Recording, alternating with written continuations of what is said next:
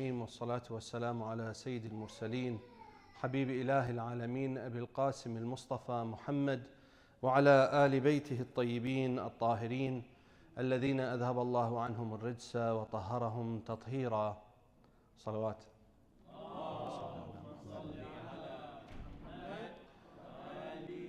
واللعنة الدائمة الأبدية على أعدائهم أجمعين من الآن إلى قيام يوم الدين. قال الله تعالى في كتابه الكريم وقوله الحق. Allah subhanahu wa ta'ala states in the Holy Quran, and what He says is the truth. In the chapter of Az-Zumar, chapter 39, verse 53, Allah says, قُلْ يَا عِبَادِيَ الَّذِينَ أَسْرَفُوا عَلَىٰ أَنفُسِهِمْ لَا تَقْنَطُوا مِنْ رَحْمَةِ اللَّهِ إِنَّ اللَّهَ يَغْفِرُ الذُّنُوبَ جَمِيعًا إِنَّهُ هُوَ الْغَفُورُ الرَّحِيمُ. Allah subhanahu wa ta'ala states in this blessed verse, He says, and say to them, O my worshippers, who have spent lavishly and extravagantly upon themselves, do not despair from the mercy of Allah. For Allah subhanahu wa ta'ala is the only one who is capable of forgiving all sins. Surely He is the all-forgiving, the all-merciful. Sadaqallahu al-aliyyul azim, amanna billah. Brothers and sisters, assalamu alaikum wa rahmatullahi wa barakatuh. Now, the topic of the lecture today is depression and causes and solutions. Now, one might think, especially at this, on this great occasion of the birth of Imam Rida alayhi afdal salatu wassalam, and of course I present my felicitations, my congratulations on this great occasion of the birth of Imam Rida alayhi afdal salatu wassalam. Some might think that this topic might not be befitting of the occasion. However, if one looks at the life of Imam Rida alayhi salam, it becomes very easy for us to see that truly there is a relation there. Especially since we live in the West, we don't live back home where our parents came from. We're literally, our parents were displaced. Some of us at age 15 were displaced from our homelands and came here. And many of us were born here and raised here, and we live in identity crisis, not knowing exactly where we fit. Do we fit back home or do we fit here? And Imam Rida alayhi salam was one of our imams who was forced to travel a far distance. And in that time, it's not like it is today, where you get on a plane, you cut the fare, you purchase your tickets, and then you're on the plane and off you go. You're in Mashhad all of a sudden, right? Or you go to Tehran and then you're in Mashhad for ziyarah. It's not that easy, right? It wasn't that easy in those days. Now, you can only imagine that in that time, Imam Rida alayhi salam being displaced from his family, being displaced from his loved ones, his friends, his companions, being so far away, how would he be able to cope, right? Why is it that he was able to thrive? How is it that I can benefit from his life being so far away from the environment that he was used to? And so I thought it appropriate to actually address this issue. It is a hot topic in our communities today because of the fact that according to the American Association of Psychiatry, the rate of depression is astounding. That 1 in every 15 individuals every year suffers from a state of depression. That 16.6% of people throughout their lifetime will go through a bout of depression. What's interesting though is that if you look up the word depression in the dictionary, what you find is that it says, for example in Webster's, it states that the definition of depression is a state of sadness, sorrow, loss. If you look up the clinical definition, according to the American Association of Psychiatry, or even the American Association of Psychology, you'll find that the definition is not that dissimilar from the one that you find in Webster's. It states that it's a medical condition. They add to that it is a medical condition indeed, and that it is one that many suffer from. And it has multiple causes, though they're not sure what is the main cause. And then what they mention is the symptoms. Now, what are the symptoms? I'll mention a few of them. They say that the symptoms of depression are things such as feeling a state of loss, feeling sadness, feeling sorrow, feeling helplessness, feeling worthlessness. And I want you to remember this one word, feeling worthlessness, a state of guilt, right? And then they attribute the reasons for depression to being many, so much so that they can't really ascertain what is the exact reason for depression. However, they know that depression, though it may be caused from different reasons, it can also be caused from a chemical imbalance that could be inherently a result of maybe genetic predisposition that the person might have, that they may have inherited from their lineage. And of course, it can be environmental also. Many psychologists and psychiatrists will also admit to the fact that it can be environmental. Now, these are the two definitions that we find in our everyday lives about depression. Now, the reason why I mentioned depression is that, for many of us, the reason that one may get depressed is because of the fact that, for example, for our parents, as much as they love their homelands, as much as they knew that they had to leave their homelands and come here, when they came here, they knew that they had to make something out of themselves, or at least put bread on the table so that their children can make something out of themselves. They must have gone through a state of depression at one point. Why? Because they were used to living in an environment that had a solid social structure. They had their family around them. They had their relatives around them. They had a support system. When they came here, they came by themselves. They didn't have a support system. They didn't have the mother or the father or the aunts and the uncles. But they went through it at an older age, so they were more able to cope, more able to handle those pressures. They were more comfortable within their own skin. They had a goal, they had a purpose. They knew what their purpose was. Their purpose was to provide for us a better life. And so that in itself literally took over perhaps that sense of depression. Don't get me wrong. That doesn't mean that they didn't spend nights crying without us seeing them. That doesn't mean that they didn't spend nights mulling over the fact that, when's the next paycheck going to come from. That doesn't mean that they wouldn't spend nights on the prayer rug praying to Allah that Allah opens the doors of prosperity and rizq for them. But it wasn't anything that we saw. Why? Because they had too much pride. Because they knew that if they were to show a weakness to us, then we would think that it would be okay to be weak. And that's cultural. That's purely cultural, right? It's a pride issue. So then where do I fit in? So for those who came at ages maybe 15, 14, 11, 9 or so, right? Those that came in that age range, when they came with a bit of a background from back home, right?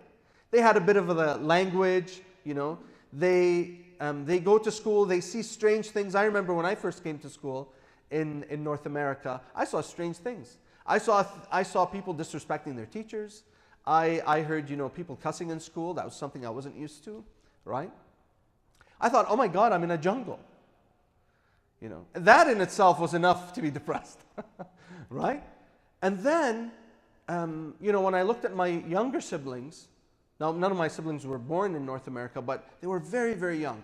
Young enough not to remember, anything from back home. For them, the experience was a little different. Why? Because they didn't have the language, they couldn't communicate in Arabic perhaps or in their native language as well as I could. They weren't as, built necessarily in the culture and the religion as much as I was, even though I wasn't built that much, not as much as my parents at the very least. But they went through that struggle where, they felt like they had to be up to a specific standard, but that standard they could never reach. Why? Because the environment wouldn't allow them to reach that standard. So they grow up 7 hours a day, every day, 5 days a week, except for the weekends when they go to the Saturday or Sunday school, right? They formed a personality, just like I formed a personality coming here in my teenage years. And what we realized quickly as we grew up in this environment, and this is for the parents to hear this also so that you realize what your kids are going through, is we realized that we were going through an identity crisis. I realized, for example, that when I was with my friends, there was a pressure to fit in, to be part of their clique. And then when I was with my parents, well, that was me, right?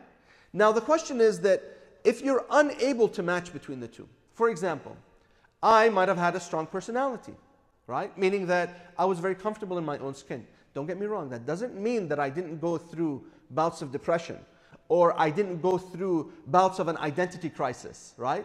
I remember times when when I was in college, I remember I called my mother and I said to her, Mom, either all of the people around me are wrong or I'm wrong. One of us has to be wrong. And there are so many of them and so little of me. And this is what our kids go through. Now, for the younger generation, many of them, it's almost like they get a wake-up call every time they come home because they're not speaking Arabic necessarily, right? Or their native mother tongue. You know, could be, I don't know, Urdu, for example, or it could be Afghani, or it could be Farsi, right? They're not speaking their mother tongue, but they understand what their parents say. You know, and their parents are frustrated with them. Why can't they speak Arabic properly? Sometimes they show it, sometimes they don't. And what happens is that gives the child a reason to be depressed even more. Why? Because he realizes, I can never meet the standard of my parents. And I certainly can never be part of this society the way I necessarily fully want to be. Because I am American, you know. However, I'm also from back home. But this standard I can never fulfill. And so there's a void, there's a loss. There's a sense of worthlessness in that aspect of my life, in that facet of my existence. And then when I go to school, you know, it's cool. I've got a clique, I've got some friends if I fit in. If I'm athletic, then, you know, and I'm handsome or pretty, right? Then I'm part of a clique. But if I want to be part of the cool clique, then there's a lot of concessions I have to make. There's a lot of things that I have to forsake, right? There's a lot of parts of who I am and what my belief system is about that I have to set aside. I have to make what? Concessions. I have to concede to societal mainstream norms, right? To the Disney Channel and whatever programs are on TV, right? So that I can fit in. And so the struggle ensues. I continue in the state of struggle, and this state of struggle brings on a state of depression. And so how do I fill it? I fill it with shopping. I fill it with watching TV. I fill it with some of the guys with athletics, right? I fill it with something, and our parents, they tell us, fill it with reading. Fill it with more sports. But then what happens when the sports stop? What happens when I've gotten all the, you know, LeBrons I could ever get, and all the, you know, all the best watches, and the best bags, and the best dresses, and the best, I don't know, hijabs for the sisters? What's left after I spend all of that money? And we know our kids, when they come to us, they say, you know, Dad, I want this. So you say, okay, no problem. Let her get whatever she wants to get. Let him get whatever he wants to get, just as long as they feel fulfilled. Like they feel they can come to me for anything. Next thing you know, you have spoiled kids. And it's easy. We can all fall prey to it. And we try to fill the gap, the void, the deficiency, right? Just as it was in that definition. What we're trying to do is we're literally trying to give our kids and ourselves a sense of worth. The problem is when we fill that worth with dollar signs, that worth ends as quickly as the dollars end. Right? When I buy a new car, right? Give it a year, and new models are going to come out. When I buy new LeBron shoes, or Kyrie's, or whatever else, well, guess what? In a few months, there's going to be new shoes, right? If I buy the latest handbag or the latest watch, guess what? It won't be long until Coach in a few months brings out a new bag, or Michael Kors, right? And the cycle continues. The cycle continues of trying to fill in that void, stuffing that void, stuffing it with materialism, and it's never enough. Now, in order for us to, now that we understand some of the causes, this is not meant to be a comprehensive list of all the causes, by the way, right? The causes for us falling into depression, I want to focus mostly on the identity crisis, because I think this is one of the main issues that we have to deal with. And the reason why we have this identity crisis is because we don't understand our self-worth. This is what I want to focus on. You see, Imam Rida alayhi salam, he understood his self-worth. And his companions, they understood their self-worth. And that's why they were comfortable in their own skin. No matter where you took them, no matter where Al-Ma'mun wanted to send Imam Rida alayhi salam, no matter whom Al-Ma'mun would invite to try to show people that Imam al-Rida was not all he is supposedly cut out to be. Al-Ma'mun would fail every time. Why? Because Imam al-Rida had two things. He knew his worth and he had knowledge. And his knowledge was associated to his worth. That's why we find our great maraja. For example, Grand Ayatollah Sistani has this beautiful message to the youth. He says that he wants our youth to focus on reaching the highest academic levels. The highest academic levels. Why? It's a very strategic move. It's so that we can be movers and shakers and influencers in our society. And it's so that we can be part of the social milieu, right? So that we can be part of the social structure of society, the very fabric of society. Why?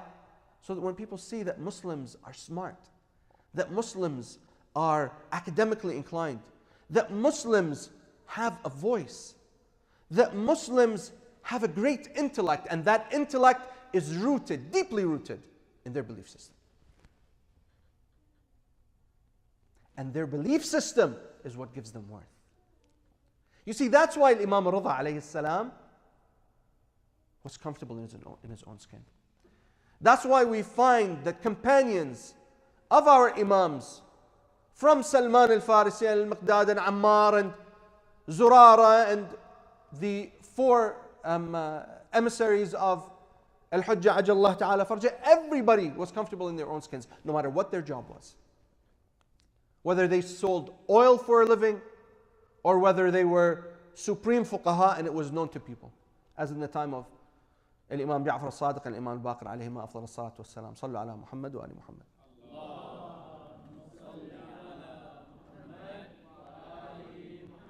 The question is, how can I get that self-worth? How can I establish that self-worth? Well, we said it's all focused around our belief system. Well, what do you mean it's focused around my belief system? I mean, I believe in Allah, but I still get depressed. Yes, that's true. But it's exactly like saying, if you've ever met a doctor who smokes and tells you to reduce your smoking. Have you ever seen doctors like that? There's many of them back home, by the way. Right? Right, Dr. Ali? They tell you don't smoke. And as soon as they're done, their shift, you see them outside smoking. Why? Because you see, there's a relationship between faith and knowledge and the self. Okay? And the self. In logic, we're taught that in order for information, knowledge, to be effective, it has to be very close to you. Meaning that your relationship with that knowledge has to be based on you valuing that knowledge. The more you value that knowledge, the closer it is to you. It's a very simple system of three.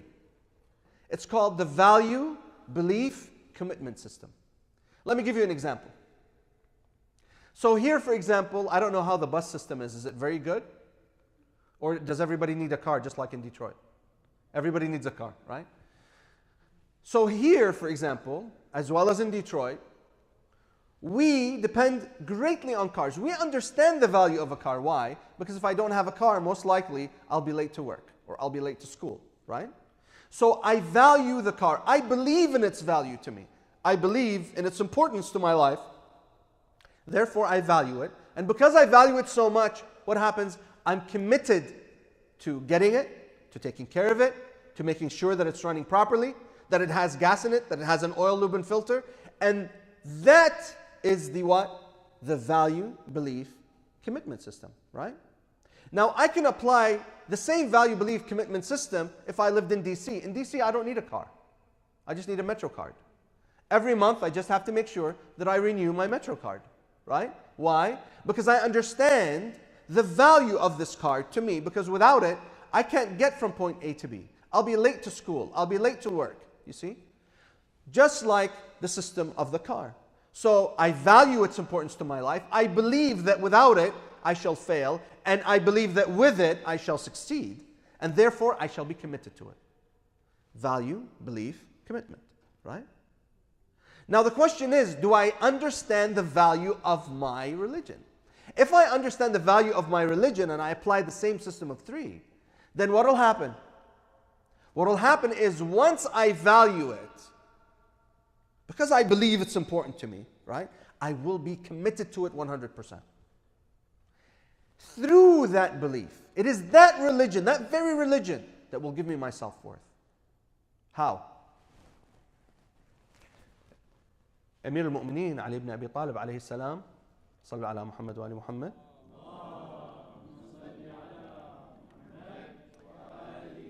He states, as is reported in Nahj al-Balagha in the very first sermon, the second section, the second paragraph, he starts off by saying, أول الدين معرفته. Says the first of religion is to know Him. And then he says, وَكَمَالُ مَعْرِفَتِهِ التَّصْدِيقُ بِهِ.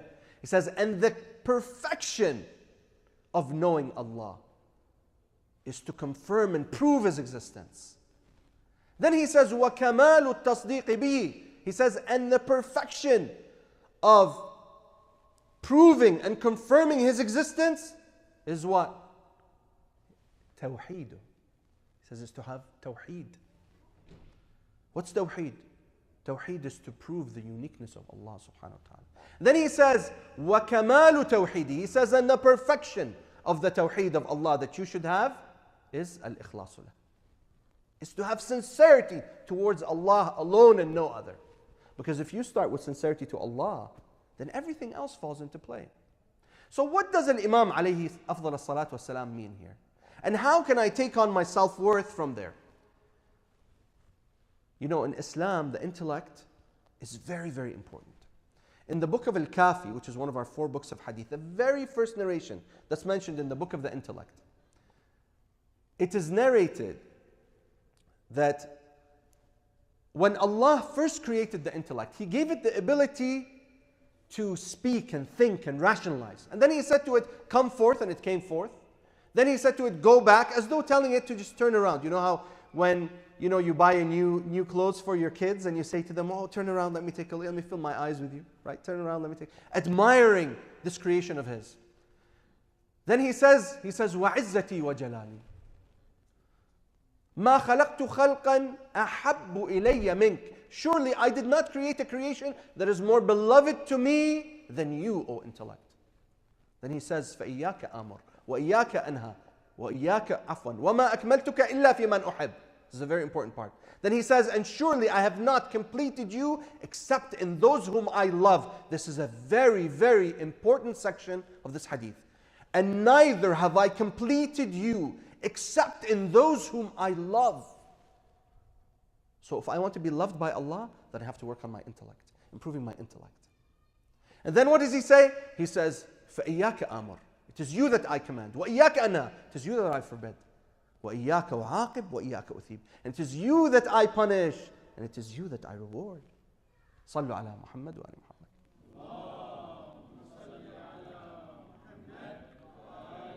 So let's start out by going to the very most foundational aspect of knowing Allah. I look within myself. Imam Ali says, "Man arafa nafsah, arafa rabbah." He who knows himself will know his Lord, right?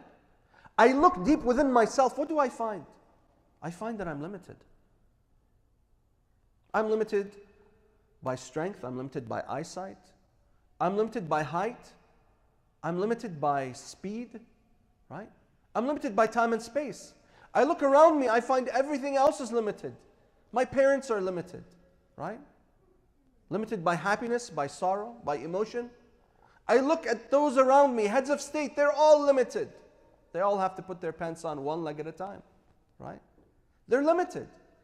They might be able to do more than me, but they're still limited. I look at the universe, I find that it is limited. Limited by its own orbits, right?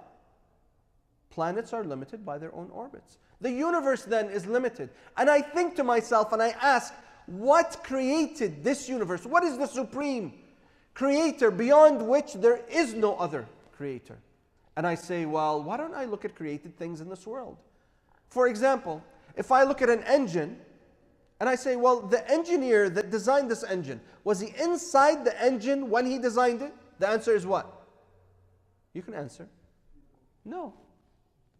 A baker, when he bakes a cookie or she bakes a cookie, so that the sisters don't feel bad. Some sisters like to bake cookies. Us men, we like to eat the cookies. Right? When a baker bakes a cookie, is he inside the cookie that he bakes when he bakes it? Yes or no? No. Otherwise, we'd all be what? Cannibals. Right?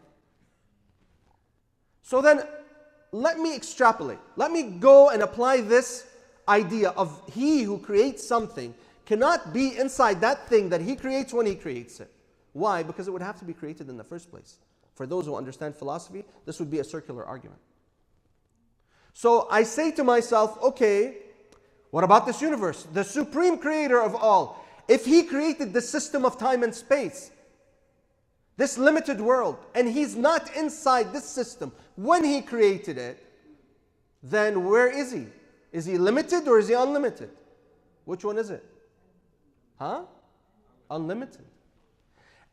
And if he's unlimited, what does that imply? That means that he is what? Everywhere. That means that he's all perfect. That it means that he's all knowledgeable. That means that he's all wise. You see?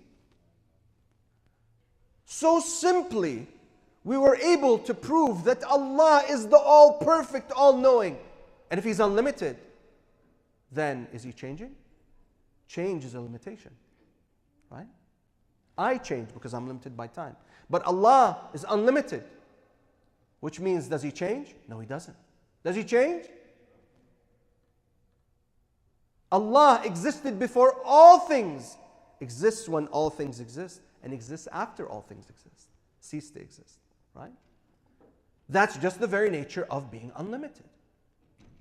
So now that I understand that Allah is unlimited, then I ask you, if Allah makes a choice to create something, is that the best decision or not? Yes or no? I have brothers here saying yes. I don't hear the sisters. Yes or no? Yes. So I ask you, if Allah created you, Allah decided for you to exist, what value and what worth do you have?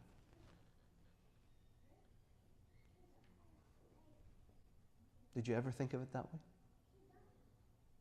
If Allah chose for me and you to exist, Allah, the unlimited, the all-perfect, He chose for us to exist, then what is our worth?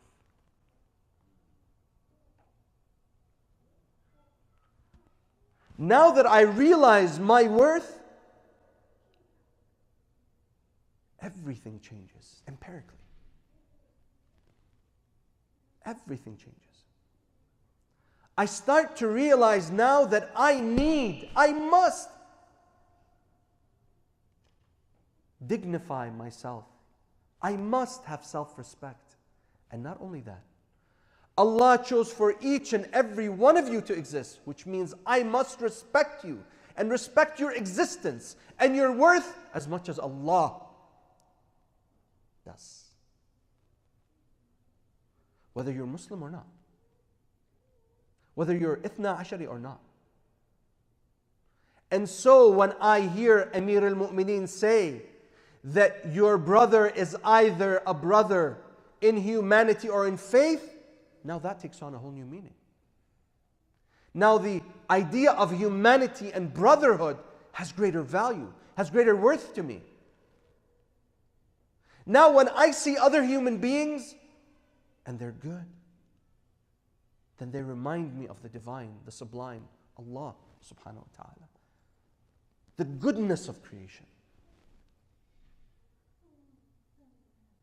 And so keeping yourself away from humans, not sharing in their lives, living a life of solitude, not uniting with others who have the same belief system as you, not exploring the worth of other humans, and just setting them aside and not learning from their experiences and their culture and their beliefs, you'd be doing yourself and the world a disservice.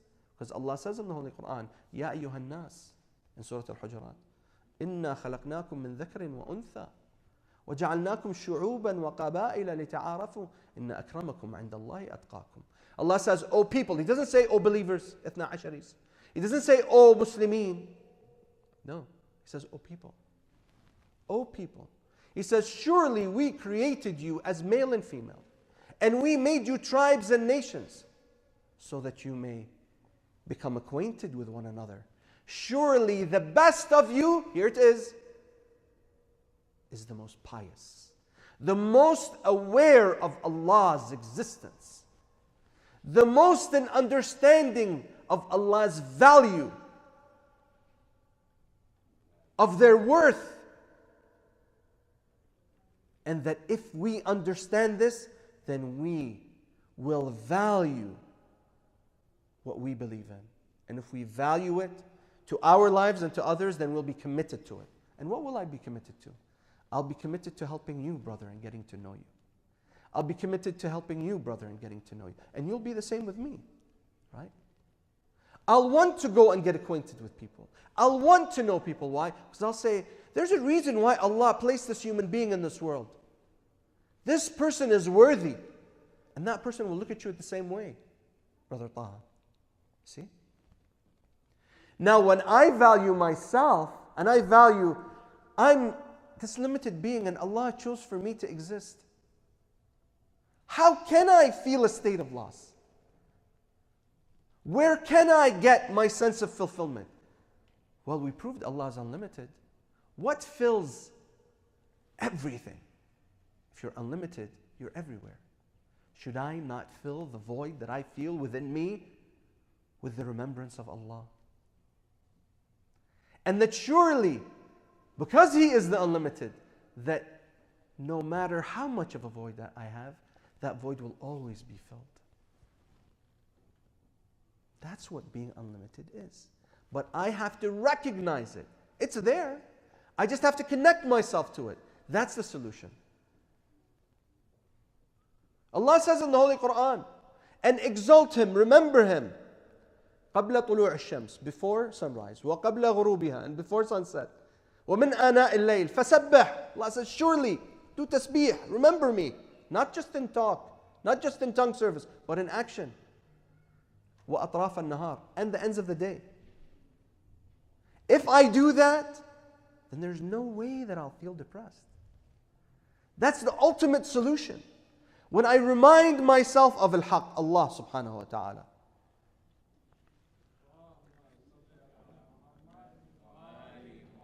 And so you see, we come to a greater understanding of why it would be so easy for Imam al-Rida, alayhi afdal salatu wassalam, and his companions to be comfortable in their own skin and to thrive wherever they're put. So when we're here and we're away from home and we're unsure of what our identity is, we can always say, my identity is my God-given sublime identity. I have worth because Allah gave me worth. He chose for me to exist. I follow manhaj Ahl al-Bayt, the school of Ahl al-Bayt, because it is what improves my intellect and brings me closer to Allah. And it is what tells me that I should be academically successful, and therefore I should be also intellectually, religiously successful in knowledge gaining. So I come to the centers, I go to the sheikhs, I go to the seminary, I study, I become stronger in my academics, I become stronger in my faith, and I improve my worth, and everybody will be able to see it. Just like over 1,000 years later, we all realize the faith and the value of Imam al-Rida alayhi salam and his companions. هذا والحمد لله رب العالمين والصلاة والسلام على سيد المرسلين حبيب إله العالمين أبي القاسم المصطفى محمد وعلى آل بيته الطيبين الطاهرين.